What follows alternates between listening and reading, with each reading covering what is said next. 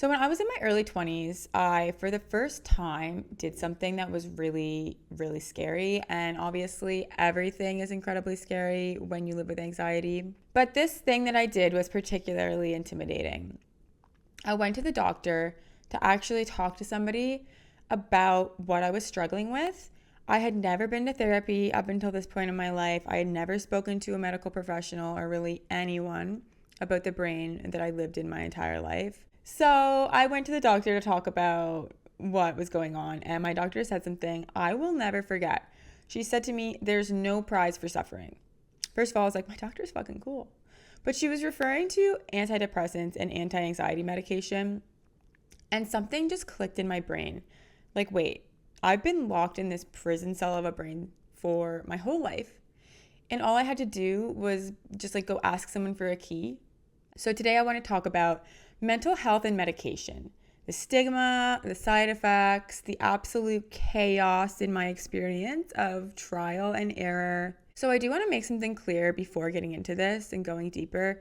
What I share here today is my experience and simply that. It's my chemical makeup, it's my brain, it's my particular jail cell and prison blueprint to break out of. Makes me think of Prison Break.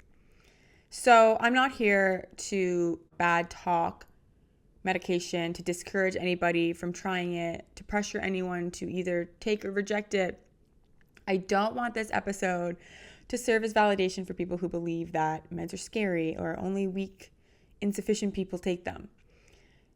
What I want to do today is just like rawness, realness, connection, and maybe just shift a little bit how we talk about this stuff. Because we do joke about a little Prozac or like Lexapro gang, but we rarely dive deeper into what it's really like. And I think that silence is part of what makes it so terrifying, so isolating, and it's fun and lighthearted to talk about it when it's like, hey, can't live without my Prozac. It's less funny and entertaining when it's like, hey, my entire body was covered in bruises and I nearly had a psychotic break because I tried Prozac. We don't talk about that. As per usual, I will talk about it. I'll talk about anything, apparently. Getting over that hump of going to the doctor and having this conversation for the first time in my life was terrifying in itself because anxiety makes you terrified of everything, including admitting that you have it and talking about it and getting help for it. And that's ironic, right? Because the very condition you're struggling with inhibits you from seeking help. Super fair. I love that for us. When I told my doctor what was happening, she gave me that line, "There's no prize for suffering." But that line shifted something inside me. I realized, why am I suffering in silence when there is help available? What am I, a man? Just going around swallowing my feelings, refusing to admit that I need a little bit of help?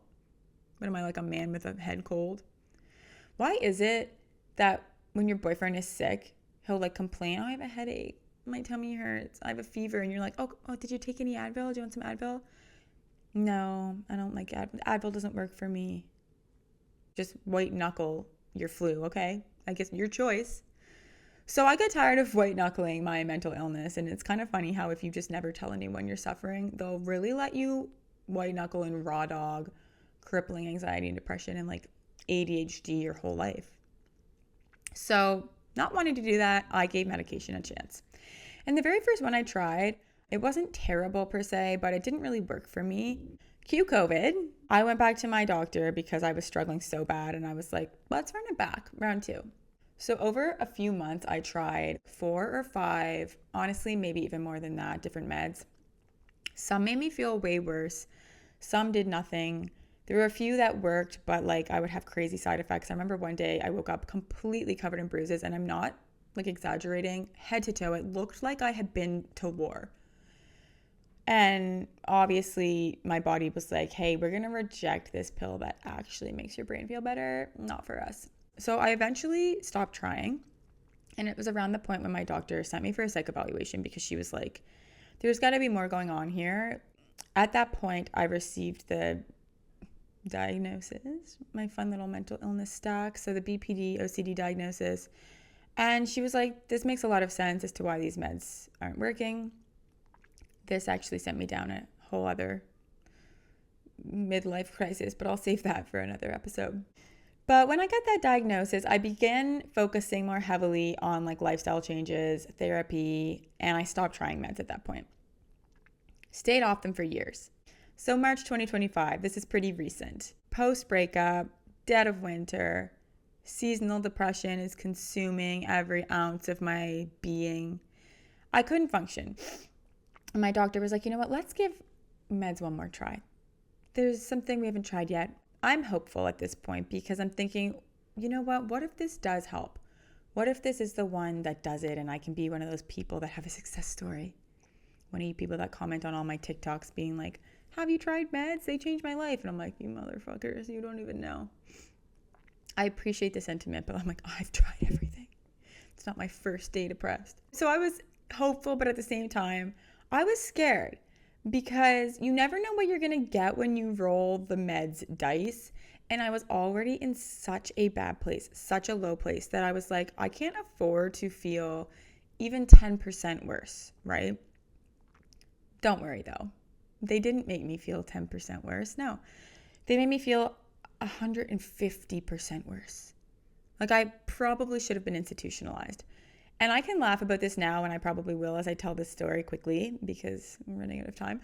But I took this med for 3 days, okay? It induced what I can only describe as like full-blown psychosis. I remember being like, I'm going to be a stand-up comedian. I'm going to be famous. I'm going to be the next Chelsea Handler. I don't fucking know, okay? 2 hours later, I'm like, everybody hates me. I'm a failure. And I stayed up for 3 days like this, literally running on delusion and half of a grape. I wasn't eating. Couldn't eat. I don't think I thought about food in this episode. And I knew I was out of it when my ex, who I was still in like the throes with, asked to call me to have a chat. And I normally like around that time would have dropped whatever I was doing just to like hear his voice. And I was like, no, we'll touch base in a few days. I'm not me. And I remember calling my mom sobbing. She was like, stop taking this med immediately. She could tell I was out of orbit. I literally was acting insane. I felt insane. And eventually my friend Maggie, my therapy drive friend, who, if you've listened to the show, you've probably heard me talk about. She's one of my closest friends, and we go for these like therapy drives. But she had to pick me up for an emergency therapy drive, an ETD, if you will, and like force fed me some McDonald's because we always get McDonald's on these drives. McDonald's is therapy, I'm sorry. Little like French fry and a Diet Coke. But God bless her. I managed to come back down to earth, get some sleep, eat, stop taking the med, obviously. Like, I'm not kidding. I felt like I had overdosed on MDMA. I was out of it. Looking back, it's horrifying, but to be fair, kind of the wake-up call I needed in a way. Like, I was in such a bad place. I wasn't treating myself well. I wasn't making great decisions. And after that, I was like, okay, A, never trying meds again. But B, I need to take my mental health more seriously because I never want to feel like that ever again, whether med-induced or just like a lifestyle-induced. Obviously, I'm like not that far from being fully fucking psycho. So yeah, I stopped partying as much and stopped romanticizing chaos and this relationship dynamic with my ex that was super unhealthy. So technically the med did help, not in the traditional way. It took me through some hell to get there.